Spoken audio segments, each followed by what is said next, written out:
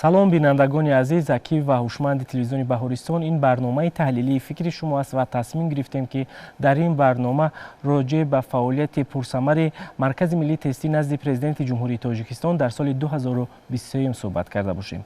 Бо иродат ва садоқатмандӣ имрӯз дар студияи мо ҳузур доранд муовини якуми директори Маркази миллии тестӣ назди Президенти Ҷумҳурии Тоҷикистон Абдулбосит Шодиниё ва мушовири Маркази миллии тестӣ назди Президенти Ҷумҳурии Тоҷикистон Мирзо Шариф Шодиев. Хуш омадед. мехостем вобаста аз мубрамият будани масъалае ки имрӯз дар Маркази миллии тестӣ назди Президенти Ҷумҳурии Тоҷикистон меистад суҳбатро оғоз кунед. марҳамат. калиди суҳбат дар ихтиёри шумост. барои хатмкунандагони муассисаҳои таълимии таҳсилоти миёнаи умумӣ, яъне синфҳои 11-ум, марҳилаи хеле муҳиме барои онҳо оғоз мегардад. ин ҳам бошад гузаштан ба як гӯем ки марҳилаи нави зиндагӣ. ва албатта маълум аст ки баъзе аз довталабон ва падару модарон дар интихоби касбу ихтисос метавонанд нигаронӣ низ дошта бошанд, зеро маълум аст ки теъдоди касбу ихтисосҳо хеле зиёд гардидааст ва интихоби ин ихтисосҳо низ барои баъзе аз нафарон шояд мушкилӣ низ дошта бошад. ва ногуфта намонад ки соҳиби касбу маълумот гаштан дар замони муосир рӯз аз рӯз аҳамияти бештар пайдо карда истодааст. ва ҳамчунин агар ба талаботи бозори меҳнат низ назар афканем, рақобат дар бозори меҳнат низ зиёдтар гардида истодааст. агар ба ин масъала мо амиқ назар афканем, барои ҳар як нафар соҳиби касбу маълумот гаштан дар замони муосир аҳамияти боз ҳам бештар пайдо карда истодааст. ва боиси хушҳолист ки бо дастгирии роҳбарияти олии кишвар ва ҳукумати ҷумҳурӣ дар ҷумҳурии мо тамоми шароиту имкониятҳои мусоид барои гирифтани таҳсилоти миёна ва олии касбӣ фароҳам оварда шудааст. ҳар як нафари дорои дониш, маҳорат ва малакаи кофӣ метавонад ба осонӣ сазовори номи донишҷӯй дар коллеҷ ё донишгоҳ ё донишкада гардад. ва мо медонем ки бо ҷорӣ гардидани низоми имтиҳонҳои марказонидаи дохилшавӣ ба муассисаҳои таълимии таҳсилоти миёна ва олии касбӣ падидаҳои номатлубе ки дар низоми анъанавӣ ҷой доштанд куллан аз байн бурда шуданд. ва дар ин низом меъёри асосӣ, яъне омили асосӣ барои сазовори номи донишҷӯй шудан ин дониш, маҳорат ва малакаи довталабон аст. дар ин низом тавре ки таҷриба низ нишон дод ва дар ин бора ҳамагон низ маълумот доранд, касе ба касе кӯмак карда наметавонад. дар ин фурсати муносиб мо боз ҳам таъкид мекунем ки довталабон бештар бо маводу матлабҳое ки марказ омода кардааст шинос шаванд, дар бораи низоми имтиҳонҳои марказонидаи дохилшавӣ маълумоти кофӣ пайдо кунанд, кӯшиш намоянд ки ба имтиҳонҳо бо истифода аз маҷмӯаҳои саволу масъалаҳои тест ва ҳамчунин хизматрасонии ройгони худробисанҷ омодагӣ бибинанд, зеро маълум аст ки барои баъзе аз ихтисосҳо нишондиҳандаи озмун хеле баланд аст. аз ин лиҳоз дохилшавӣ аз рӯи чунин ихтисосҳо маҳорат, малака ва донишҳои хеле зиёдтарро талаб мекунад. саломат бошед. ташаккур. шумо дуруст қайд кардед ки низоми муосир аст ва сар аз соли 2014 дар ҷумҳурии Тоҷикистон фаъолият мекунад. ман фикр мекунам ки то ба имрӯз волидони азизи мо худи довталабон дарк карданд ки ба воситаи ин низом мо метавонем ки соҳиби номи донишҷӯро унвон гирем. ман фикр мекунам то ба ҳанӯз анамин масъалаён ки мушкилот сари интихоби ихтисос аст. мехостем назари шуморо фаҳмида бошем. Маркази миллии тестӣ назди Президенти Ҷумҳурии Тоҷикистон бо назардошти نقشه قبولی که از جانب حکومت جمهوری تاجیکستان پیشنهاد می شود، همه اختصاص هایی که بیش از 900 تا هست و 5 گروه اختصاص ها یا که بعضا کلاستر ها میگویند تقسیم نموده ایم تا اینکه داوطلب در انتخاب اختصاص دشواری نکشد و سمت ها اختصاص هایی از روی امتحان های داخل شویشان یگانه، از روی طلبات یگانه شان به گروه ها جدا کرده شده است. در طول سالهای دراز 9 ساله که مرکز ملی تستی امتحان های داخل شوی را برگزار می نماید، ما حس می نماییم که داوطلبان ما در انتخاب اختصاص تا امروز مستقلانه درست اختصاص های خود را انتخاب نمی کنند. بعضا البته برای متخصصی خوب شدن، برای خوب در مؤسسه‌های تحصیلات میانه و عالی کسبی تحصیل نمودن، باید که داوطلب آن اختصاصی را انتخاب نماید که میخواهد آن اختصاص را پره از بر نماید و من بعد متخصصی خوب شده به وی رسد. و مرکز ملی تستی نزد پرزیدنت جمهوری تاجیکستان تمام امکانات ها را برای داوطلبان مهیا کرده است. درباره درست انتخاب نمودن اختصاص ها نیز اگر داوطلبان محترم ما به سامانه رسمی مرکز ملی تستی وارد شده باشند، در آنجا نیز ویدیو رولک ها گذاشته شده است که محض به همین مسئله به حد مهم بخشیده شده است. یعنی مرکز ملی تستی کمک میرساند برای درست انتخاب نمودن اختصاص ها به داوطلبان. از روز 1 مارس به قیدگیری برای داخل شدن به مؤسسه‌های تحصیلات میانه و عالی کسبی جمهوری تاجیکستان شروع شده است و معلومات های آماری آن را نشان می دهد که داوطلبان سال 2023 چون در سالهای قبلی باز هم در انتخاب اختصاص ها برابر نیست تعدادشان. بله. باز هم تعداد زیادی داوطلبان گروه اختصاص های 5 را انتخاب میکنند، 4 و 3 را انتخاب کرده استادند. این خوب است البته و هر یک داوطلب باید بداند که در برابر هوس و آرزو باز دانش خوب هم برای صاحب شدن به معلومات عالی باید موافقت کند. و حکومت جمهوری تاجیکستان عین زمان راه صنعتی کنونی جمهوری را پیش گرفته برای کارخانه های نوتأسیسی هم داخل جمهوری و هم آن کارخانه های مشترکی که عین زمان تأسیس یافته ایستاده است. متخصصان ورزیده، مهندسان باسوادی زاده تاجیکستان لازم است.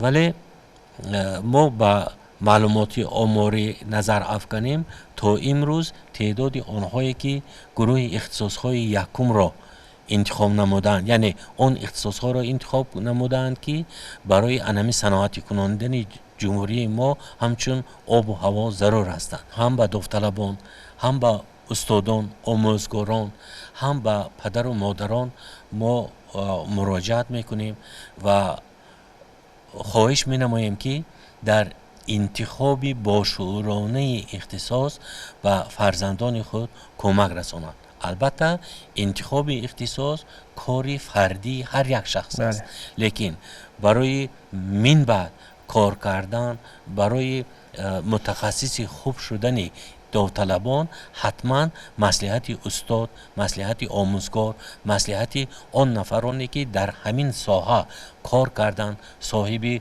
آبروی اعتبار شدند و در پیشرفت جمهوری عزیزمون سهم گذاشتند به حد مفید است، ضرور است و داوطلبان را نیز ضرور است که همه سخن‌های استادان، پدر و مادران و شخصانی با آبروی کشور میگویند آن سخنها را درست قبول کنند و بعداً اختصاصهای خود را انتخاب نمایند.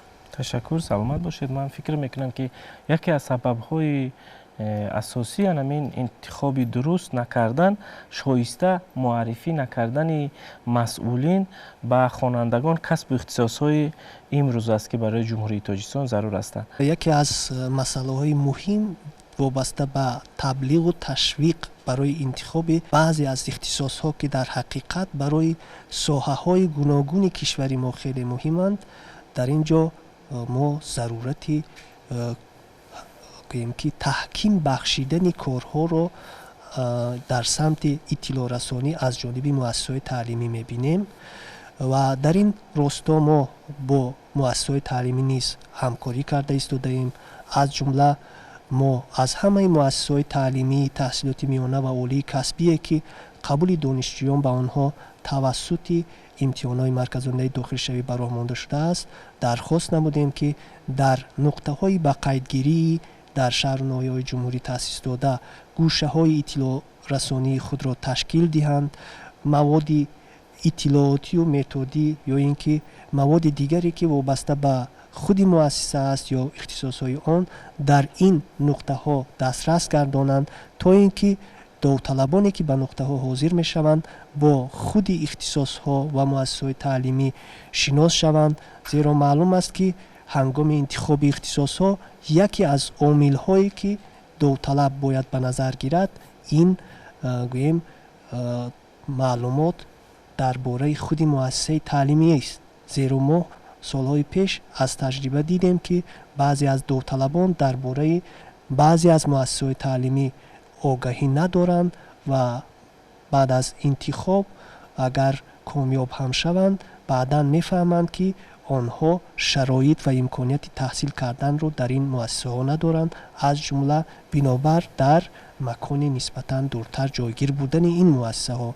از این لحاظ با استفاده از این فرصت ما از تمام مؤسسات تعلیمی خواهش می نماییم که کارها را در این سمت تحکیم بخشند. ناگفته نماند که وابسته به انتخاب درست مرکز یک چند توصیه های مفید را در دستور اطلاعاتی و متدی راهنمای داوطلب جای داده است. از این لحاظ از پدر و مادران و همچنین ختم کنندگان ما خواهش می نماییم که با این توصیه ها شناس شوند. البته در مورد برنامه‌ای که در انتخاب به داوطلبان کمک می‌رساند ما بعداً خواهیم گذشت، یعنی مرکز در برابر این یک برنامه نو را نیز تهیه کرده است. خوب میشد نفرانی که خواهش اشتراک را در امتحانات مرکز‌آموزی داخلشوی در سال 2023 دارند از این شرایط و امکانیت‌های فراهم آورده مرکز استفاده نمایند. تشکر. مروت ایلوه. همینجا یک نکته دیگر را هم باید ذکر کنیم. خیلی خوب است که از روی رسانه‌های خبری ما آگاه هستیم. بسیاری مؤسسه ها یا گفتن ممکن است که قریب همه مؤسسه ها روزهای درهای گشاد گذرانیدند.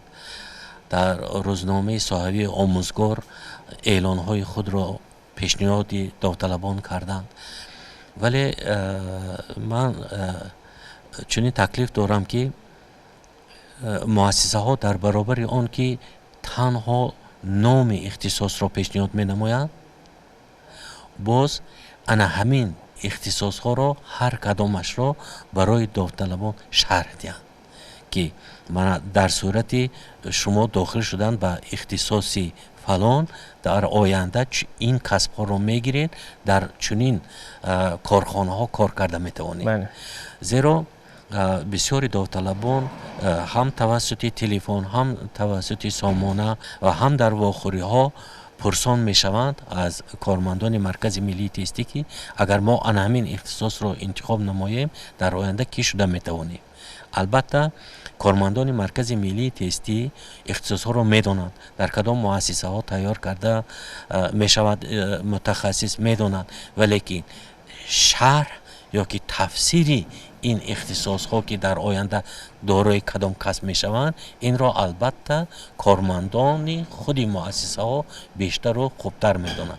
برای همین هم چی در روزی درهای گشود چی در اعلان ها و حتی علاهیده می توانند که آنها در اختصاص های خود را شرح دهند تا که داوطلب همه طرفه داند که کدام اختصاص را انتخاب میکند در آینده کی شده میتواند و در کدام مؤسسه ها فعالیت کرده میتواند. طبق کارهای نقشه‌ای مرکز یکی از نوگانی هایی که پیش بینی گردیده است این در زمینه سامانه مرکز گوییم تشکیل کردن بخشی مخصوص وابسته به اختصاص ها است.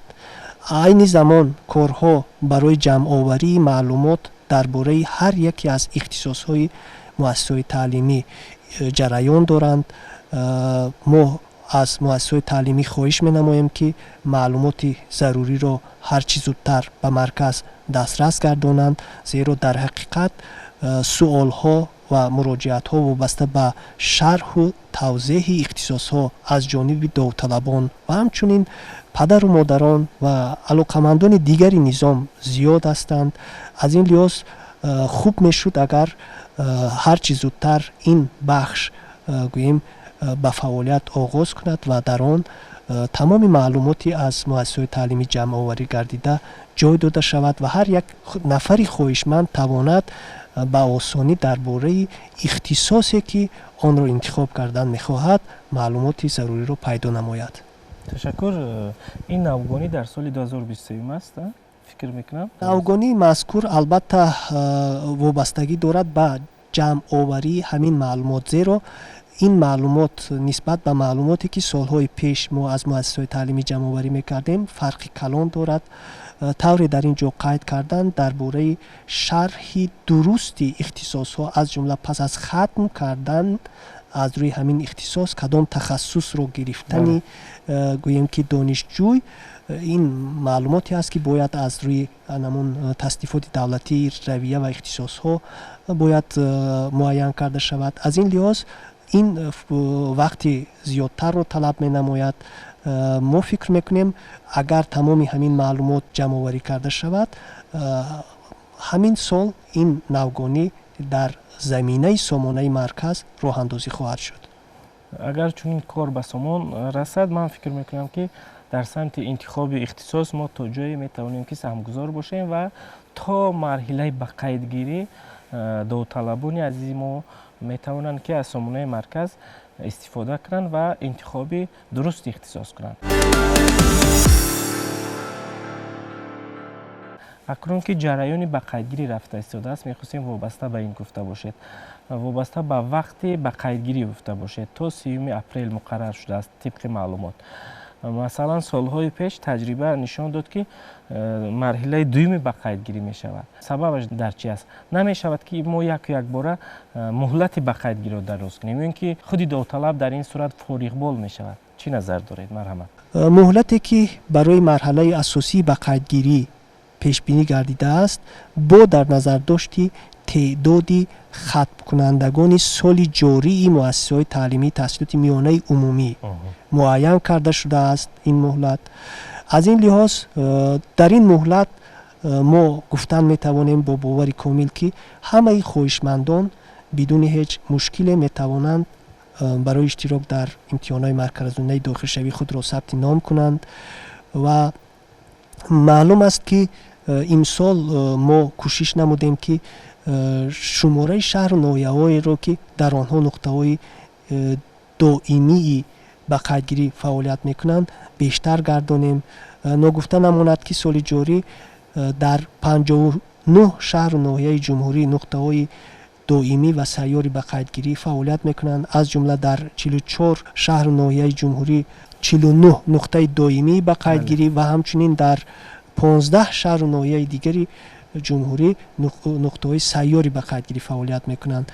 مسئله مهمی که وابسته است به مرحله علاوگی به قیدگیری این گوییم که در مرحله اساسی بنابر سبب‌های گوناگون خود را نامنویس کرده نتوانستن بعضی از داوطلبان است و باید تاکید کرد که چنین روش خاصی نه تنها امتحانات مرکزونده داخلشوی در جمهوری تاجیکستان است، در کشورهای دیگر نیز برای نامنویسی گروه‌های дахлдори довталабон, яъне нафароне ки масалан дар муҳлати муқаррар шудаи якум худро номнавис карда наметавонанд, марҳалаҳои иловагӣ пешбинӣ гардидааст, чунончи дар имтиҳони давлатии ягонаи Федератсияи Россия, дар тестгузаронии ягонаи миллии ҷумҳурии Қазоқистон. Аз ин лиҳоз албатта шумо дуруст қайд кардед ки агар муҳлат дароз карда шавад, ҳолатҳои фориғбол гардидани довталабон мушоҳида мешавад. Чунончи агар мо ба оғози раванди марҳалаи асосӣ ба қайдгирӣ назар афканем, дар рӯзҳои аввал шумораи довталабоне ки ба нуқтаҳои ба қайдгирӣ муроҷиат мекунанд хеле каманд ва баръакс дар рӯзҳои охир мо мебинем ки теъдоди довталабон хеле зиёд мешавад, ки ин боиси гӯем ки ба миён омадани навбатҳо дар нуқтаҳои ба қайдгирӣ мегардад. Албатта дар ҷое ки навбат аст, яке аз мушкилот ин гӯем ки таъмини тартибот дар анамун ҷойҳо мешавад. аз ин лиҳоз мо аз хоҳишмандони иштирок дар имтиҳонҳои марказонидаи дохилшавӣ тавсия медиҳем ки айни замон ки дар нуқтаҳои ба қайдгирӣ барои ба қайдгирӣ ҳеҷ навбатпоӣ нест, рафта худро барои иштирок дар ин имтиҳонҳо номнавис кунанд. дар мавриди марҳалаи иловагӣ ба қайдгирӣ ҳаминро гуфтаниам ки аввалан ин марҳала соли ҷорӣ аз 10 то 30 июн пешбинӣ гардидааст. марҳалаи иловагии ба қайдгирӣ дар шаҳри Душанбе ва ҳамчунин дар 7 шаҳру ноҳияи дигаре ки дар онҳо бахшҳои минтақавии марказ фаъолият мекунанд ба роҳ монда мешавад. ин ҳам яке аз навгониҳои марказ дар соли ҷорӣ мебошад ва албатта маълум аст ки яке аз маҳдудиятҳое ки дар марҳалаи иловагии ба қайдгирӣ пешбинӣ гардидааст, ин интихоби макони имтиҳонспорӣ аст. масалан айни замон дар марҳалаи асосии ба қайдгирӣ ҳар як довталаб метавонад барои имтиҳонспории худ новобаста аз ҷои истиқоматаш аз 18 шаҳру ноҳияи пешниҳод гардида якеашро интихоб намуда дар он баъдан дар моҳи июл имтиҳон спорад. дар марҳалаи иловагии ба қайдгирӣ бошад, барои имтиҳонспории довталабон танҳо шаҳри Душанбе пешниҳод карда мешавад. яъне дар ин ҷо маҳдудият аст. аз ин лиҳоз нафарони хоҳишманд тавсия дода мешавад ба онҳо ки худро дар марҳалаи асосии ба қайдгирӣ номнавис кунанд, зеро маълум аст ки марҳалаи иловагӣ ба қайдгирӣ пеш аз ҳама барои киҳо аст? барои он нафароне ки масалан аз муҳоҷират бармегарданд, барои он нафароне ки аз хизмати ҳарбӣ рухсатӣ шудаанд ва барои он нафароне ки дар ҳақиқат сабаби доштанд ки натавонистанд дар марҳалаи асосии ба қайдгирӣ худро номнавис кунанд. ташаккур. ва масъулияти хонандагон довталабон аст ки дар марҳилаи асосӣ худро ба қайд гиранд. марҳамат, назари шумо? барои он ки навбат ба вуҷуд наояд, шумо метавонед ки маркази миллии тестӣ боз як хизматрасонии дигаре дорад бо номи пешномнависӣ.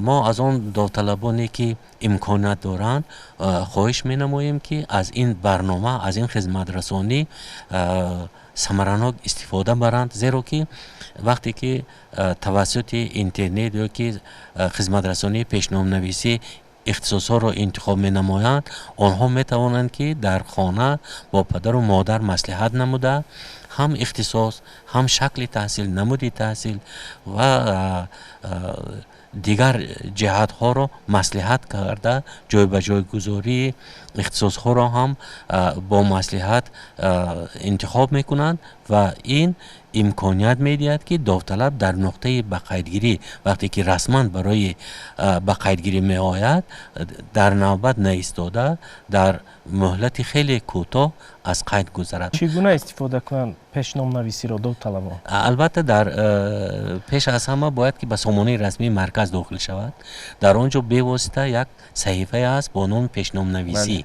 дар он ҷо чӣ тавр дохил шуданд, кадом корҳоро ба сомон расонидан лозим аст пурра дард шудааст ва ҳамзамон довталабони муҳтарами мо метавонанд ки аз دستوری اطلاعاتی و متدی راهنمای داوطلب نیز استفاده برند که در آنجا نیز با چنین موضوع یک معلومات مفصل آورده شده است و همچنین یک تغییراتی که سال جاری در مرحله بقیدگیری مرکز ملی تستی براه ماند، این مثلا محدود نکردن از نو بقیدگیری است در دوره اساسی، یعنی که داوطلب میتواند که همین روز از قید گذرد و همین روز اگر عقیدهش دیگر شود انتخابهایش رو تغییر دهد یا اینکه روزهای بعدی نیز به همان نقطه بقیدگیری که از قید گذشت حاضر شده اختصاص یا که مؤسسه تعلیمی یا مکان واقع شدن مؤسسه تعلیمی یا که زبان تحصیل را تغییر بدهد، یعنی که تا 16 اپریل انتظار شدن دیگر ضرورت ندارد. تشکر. یعنی متخصصان با تکیه به تجربه سالهای پیشین به آن خلاصه آمدند که باید که تغییر اختصاص همه روزه به جا آورده شود. یکی از نوگانی‌های سال جاری این همزمان با مرحله اساسی بقیدگیری برای ماندن مرحله اساسی از نو بقیدگیری است و یکی از برتری‌های این گویم نوگانی در مقایسه با سالهای پیش این است که داوطلبانی که در نقطه‌های سیاری بقیدگیری خود را نام‌نویس می‌کنند دیگر گویم برای از نو بقیدگیری به شهر و ناحیه‌های دیگر نمی‌روند. یعنی سالهای پیش این کار چگونه جریان می‌گرفت؟ نفری که در نقطه سیار خود را نام‌نویس می‌کرد بعداً اگر گویم که فکرش عوض می‌شد برای عوض کردن اختصاص‌ها یا وارد کردن تغییرات به معلومات بقیدگیریش باید به شهر و ناحیه حاضر می‌شد که گویم که همون ایستگاه‌های کاری نقطه بقیدگیری سیار در آنجا فعالیت دارند. این از این لحاظ ما از تمام نفرانی که در نقطه‌های سیاری بقیدگیری نام‌نویس کرده ایستاده‌اند خود را خواهش می‌نمایم که وابسته به این مسئله گویم معلومات داشته باشند و رفت و اگر فکرشون عوض شد هر وقت می‌توانند در این نقطه‌های سیار، یعنی در همان مهلتی که نقطه سیار در این یا شهر یا ناحیه فعالیت می‌کند از نو خود را از قید گذرانند. چی نظر دارید وابسته به روند رسیدی که باید که سپارند؟ در رابطه با پرداخت مبلغ خدمت رسانی باید ذکر نمود که چون سالهای پیش سال جاری نیز مرکز برای قبول مبلغ ها با بانک دولتی امانتگذاری جمهوری تاجیکستان همکاری می نماید. قبول مبلغ خدمت رسانی هم توسط فیلیال های بانک مذکور هم توسط مرکزهای خدمت رسانی فیلیال های بانک مذکور براه مانده شده است. این چنین طوری که معلوم است امسال سال سیوم است که قبول مبلغ های خدمت رسانی برای اشتراک در امتحانات مرکزنده داخل شوی این چنین توسط برنامه موبیلی امانت موبایل براه مانده شده است. متاسفانه هرچند از این از آغاز براه ماندن قبول مبلغ‌های خدمت رسانی توسط برنامه امانت موبایل چندین سال گذشته باشد هم بعضی از نفرانی هستند که در این باره معلومات ندارند. مثلا معلوم است که روزهای شنبه فیلیال های بانک و همچنین مرکزهای خدمت رسانی فیلیال های بانک تو نصف روزی فعالیت میکنند، بعد از نصف روزی فعالیت نمیکنند و بعضی از نفران میتوانند مبلغ خدمت رسانی رو نوبسته از روزی کاری بودن یا نبودن توسط برنامه امانت موبایل پرداخت نمایند، بعداً در نقطه بقیدگیری رقمی انمون پرداخت یا رسید رو پیشنهاد نمایند که این البته کاری داوطلبانه رو که از این امکانیت استفاده میبرند خیلی آسان میکنند. مسئله دیگر این نقشه قبول داوطلبان در سال 2023 است. میخواستیم وابسته به این روشنی اندازه شما نقشه چگونه است؟ فعالیت مرکز ملی تستی نزد پرزیدنت جمهوری تاجیکستان به واسطه با تهیه، تصدیق و پیشنهاد گردیدن نقشه قبولی دانشجویان و مؤسسه‌های تحصیلات میانه و عالی کسبی جمهوری تاجیکستان میباشد که این نقشه از جانب وزارت‌های دخلدار، مقامات‌های دخلدار و همچنین از طرف حکومت جمهوری تاجیکستان تصدیق می‌شود و پس آن برای راه اندازی نمودن به مرکز ملی تستی نزد پرزیدنت جمهوری تاجیکستان پیشنهاد می‌گردد. البته در نظر عمومی ما مشاهده میکنیم که هر سال در جمهوری تاجیکستان هم تعداد مؤسسه‌های تحصیلات میانه و عالی کسبی افزوده ایستاده است و در این رابطه تعداد جایهایی که در نقشه مقرر شده ایستاده است آن هم افزوده ایستاده است. مثلا برای در زمینه صنف 11 یعنی داخل شدن به مؤسسه تحصیلات میانه و عالی کسبی در سال 2021 86307 جای پیش بینی شده بود. سال جاری باشد این تعداد به 98867 جای رسیده است که بعداً ما این تعداد جایها را به چطوری که گفتیم به گروه های اختصاص ها تقسیم نمودیم و همین طریقه با گروه اختصاص های یکم 22893 جای راست می آید، با گروه اختصاص های دوم 21517 جای، با گروه اختصاص های سوم 16469 جای، برای گروه اختصاص های چهارم 7778 جای و برای گروه اختصاص های پنجم 3210 جای پیش بینی شده است. برای آنهایی که پس از ختم صنف نهم تحصیل کردن میخواهند برای آنها نیز نقشه قبول علاهیده تهیه کرده می شود و این جای نیز تعداد جایها سال به سال زیاد شده ایستاده است. اگر سال 2021 تعداد جایها 7187 باشد، در سال 2023 این مقدار به 12034 جای برابر شده است. همین طریقه به گروه اختصاص ها نظر کنیم، همین تعدادی زیاد شوی به نظر می رسد. بودن آن مسائل مهمی که ما در روند برنامه وابسته به داوطلب 2023 نپرسیدیم از شما. در حقیقت باید اینجا ما دو موضوع دیگر رو نیز مطرح کنیم. یکی این هر دو این موضوع ها به نوگانی های سال جاری علاقمندند. نوگانی‌ای که من میخواستم در اینجا درباره‌اش گویم این جاری کردن نوعی گشوده سوال و مسئله های تست در دو سوب تست تاریخ و بیولوژیا می باشد. طوری که معلوم است سالهای پیش این نوعی سوال و مسئله ها تنها در سوب تست های متماتیک، فیزیک و شیمی بود. اکنون باشد چنین نوعی سوال و مسئله ها همچنین در سوب تست های تاریخ و بیولوژیا نیز جای داده شده است.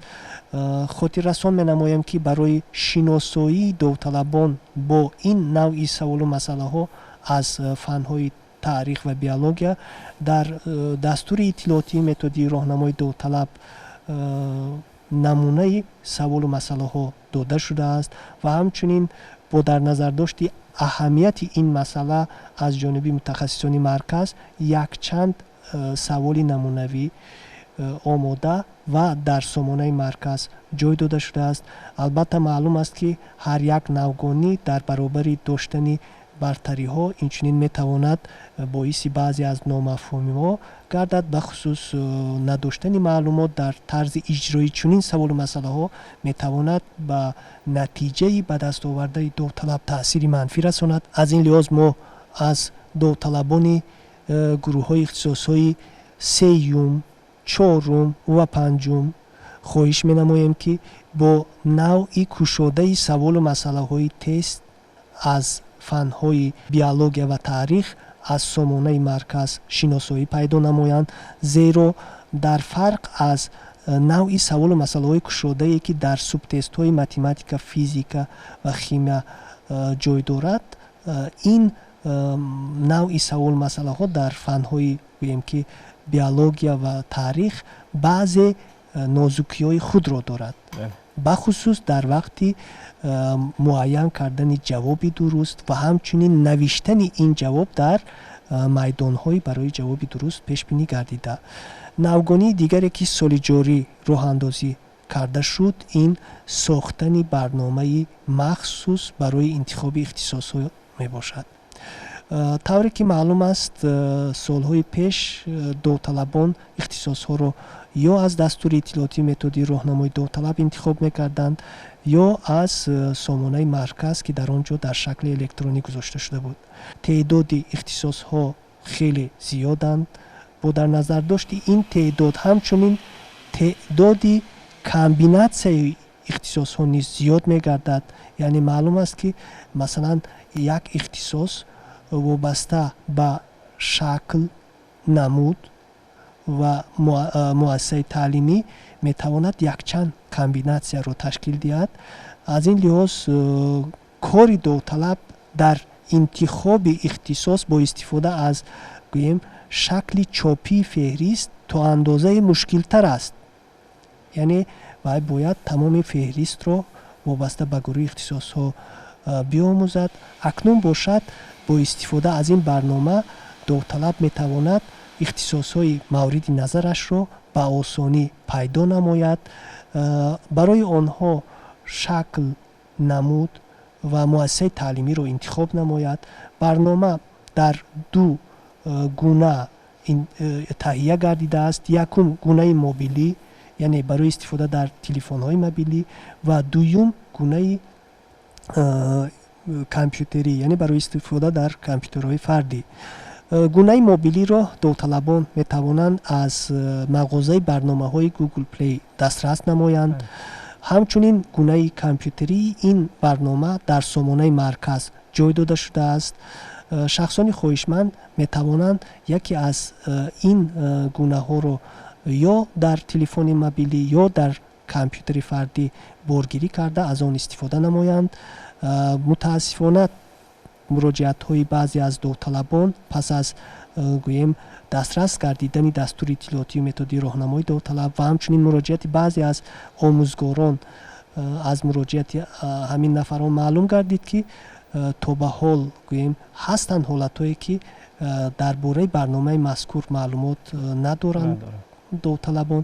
аз ин лиҳоз мо хоҳиш менамоем ки аз ин барнома бештар истифода карда шавад, зеро ин барнома ба довталаб имкон медиҳад ки пас аз интихоби ихтисосҳои писандидааш рӯйхати ихтисосҳои интихоб кардаашро дар қолаби файлҳои интиқолпазир ё ба истилоҳ PDF сабт намояд. баъдан онро агар лозим бошад чоп намуда ба нуқтаи ба қайдгирӣ пешниҳод намояд ва метавонанд довталабон ин рӯйхатро дар шакли электронӣ, яъне бо истифода аз телефонҳои мобилӣ дар нуқтаи ба қайдгирӣ пешниҳод намоянд. ҳанӯз дар моҳи январ вобаста ба теъдоди хатмкунандагони ҳар як синф маркази миллии тестӣ аз рӯи ҳамаи субтестҳо ё ҳамаи фанҳои имтиҳоние ки довталабон бояд ҳангоми дохилшавии имтиҳон супоранд, маҷмӯаи намунаи саволу масъалаҳои тестро барои соли 2023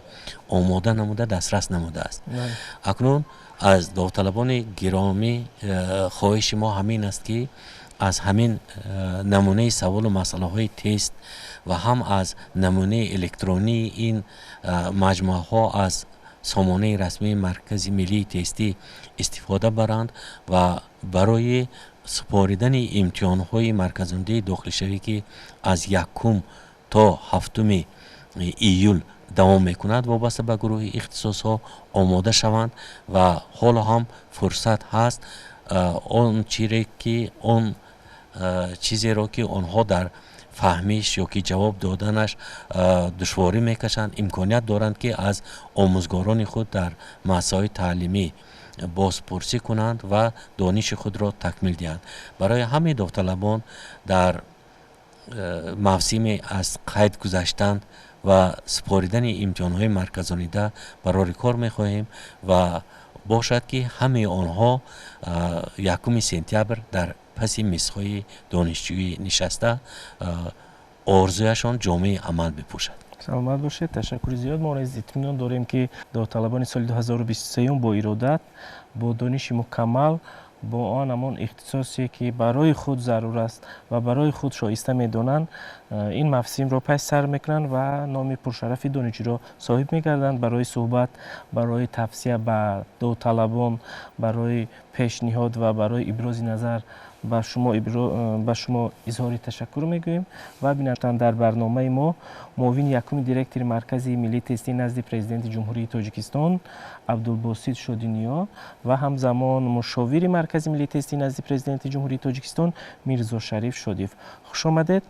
инҷо барномаи таҳлилии фикри шумо ба анҷом мерасад. хайр, то наздиктарин дидор, саломат бошед.